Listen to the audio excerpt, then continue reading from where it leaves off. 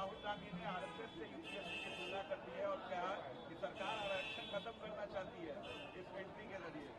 देखिए, मैं इस दो बात को एकदम स्पष्ट कर दूं। अगर किसी भी एक विषय को उदाहरण के तौर पर दिखाकर अगर सरकार की नीयत पे सवाल उठाया जाएगा तो आज की तारीख में सरकार का अंग होने के नाते मैं इस बात को स्पष्ट कर दूं, हेड ऑफ द गवर्नमेंट मेरे प्रधानमंत्री हैं और प्रधानमंत्री जी की सोच कतई आरक्षण विरोधी नहीं हो सकती।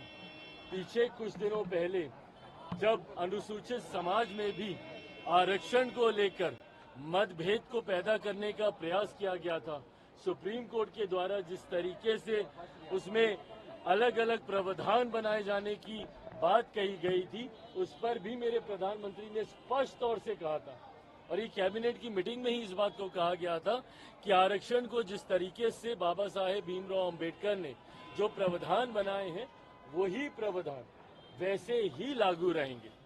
आज जिसका आप जिक्र कर रहे हैं, दूसरी बात ये, पहली बात तो सरकार की सोच पूरी तरीके से आरक्षण के समर्थन में है, प्रधानमंत्री जी की सोच आरक्षण के समर्थन में है। दूसरी बात, मैं और मेरी पार्टी कतई सहमत नहीं है। आज जिस तरीके से कुछ पदों के नियुक्तियों के लिए डायरेक्ट बहाली के लिए सीधा वहां से डिमांड्स मांगी गई है जिसमें आरक्षण का ध्यान नहीं रखा गया है, इस बात के मेरी पार्टी भी पूरी तरीके से खिलाफ है। सरकार का अंग होने के नाते सरकार के उचित प्लेटफॉर्म पे इस कंसर्न को मेरी पार्टी की तरफ से हम लोगों ने भी दर्ज कराया है।